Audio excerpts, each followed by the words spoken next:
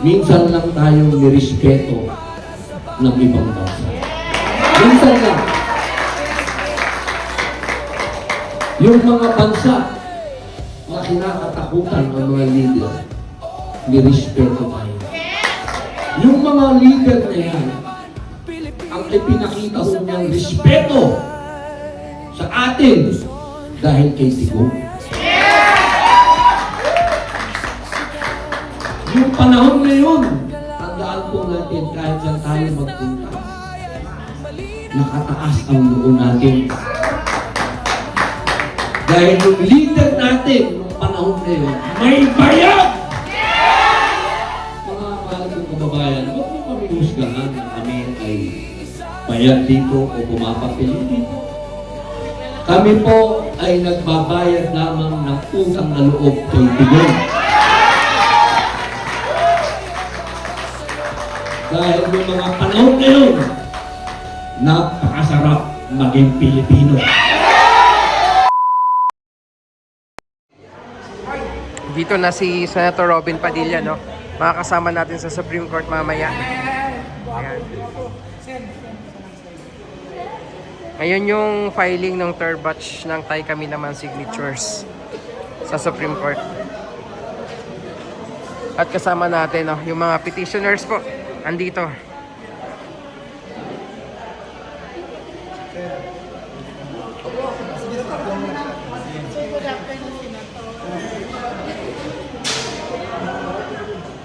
Yakap lang ako dito sa Sista. suot ko lang daw muna yung t-shirt para Yun. Sige naman. solid talaga si Sina. Diba?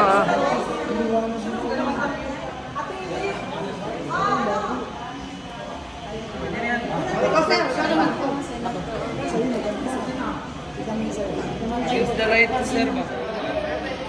Okay. Thank you. Takloban, diba? Waray ba yung lagay? Lagay mo na lang. Ay, ano po ba? Okay.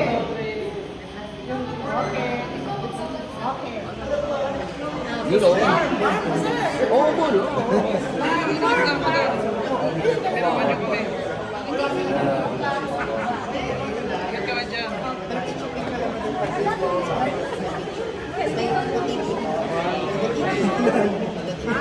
Saan ko ba tingin ka? Yan. Kami naman ni Idol. Oh, kayo naman Kaya naman Idol. Okay. 1, 2, 3. Ito pa. 1, 2, 3. Handa na kami.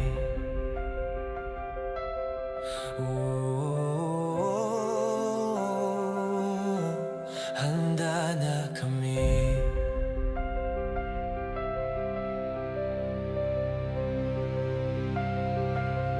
May liwanag na,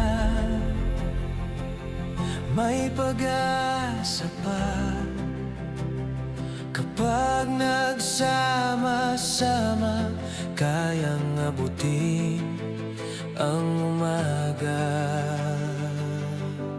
Handa na kami, buong tapang tatayo. Handa na kami, sama-sama tayo, isang puso para sa bukas. Ngayon na, eto na. Handa na kami.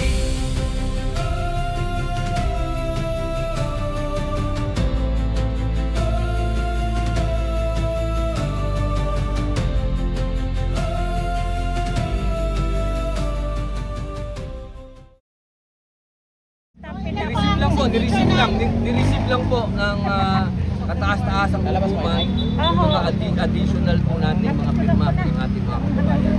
At nagpapasalamat po kami sa staff ng Supreme Court at sila naman po ay pinalubog po tayo ng maganda. Maraming salamat. Tagumpay, sir.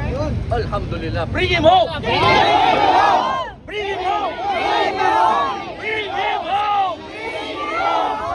Buka lang po tayo. Duterte! Bring him home!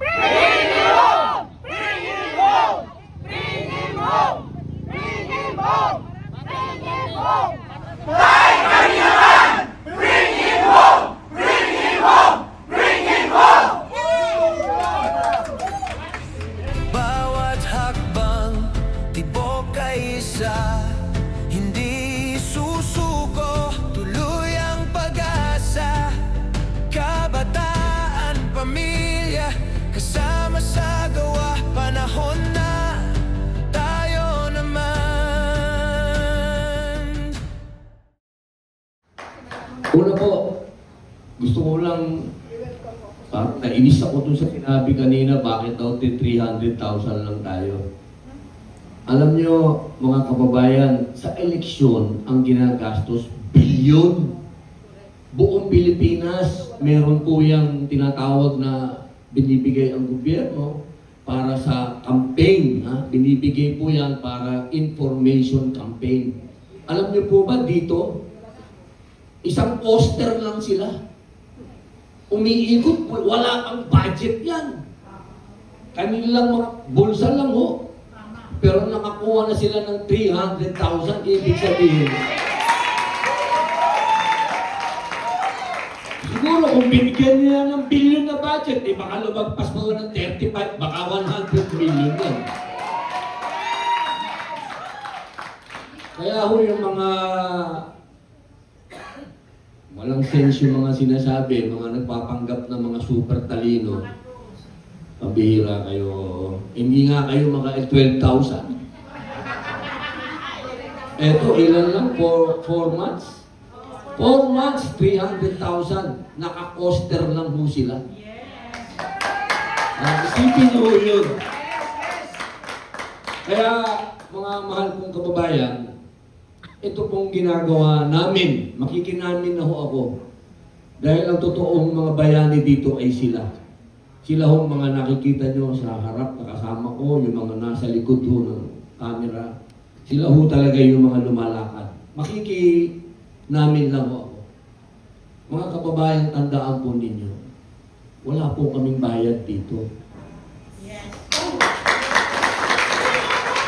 Lahat po kami dito, nandito kasi mahal namin ang Pilipinas. Mahal namin ang mga Pilipino. At alam naman ho nating lahat, kahit balikan nyo ho ang history, minsan lang tayong nirespeto ng ibang bansa. Minsan lang. Yung mga bansa na kinakatakutan ang mga leader, nirespeto tayo. Nandyan ho si Putin. Nandyan. Si Xi Jinping. Nandyan po si Presidente ng Amerika ngayon. Nakalimutan ko. Kinampan ko yan pero hilig sa gera. Si Trump. Yung mga leader na yan, ang ipinakita ho niyang respeto sa atin dahil kay Digong. Yung panahon na yun, tandaan po natin kahit saan tayo magpunta, nakataas ang noo natin.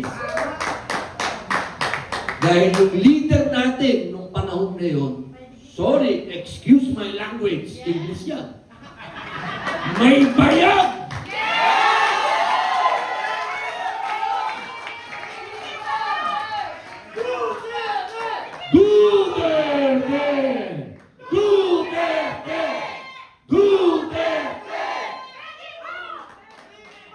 Kaya po, mga mahal kong kababayan, huwag niyo kami husgahan na kami ay bayad dito o pumapapil. Hindi po.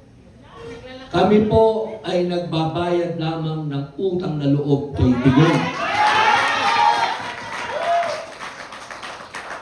Dahil yung mga panahon na yun, napakasarap maging Pilipino.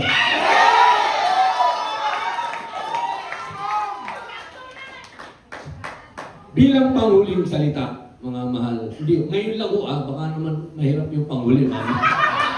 Para lang ho dito. Minamalak na rin ako, kakasigaw pa. Bilang panghuling salita, mga kababayan,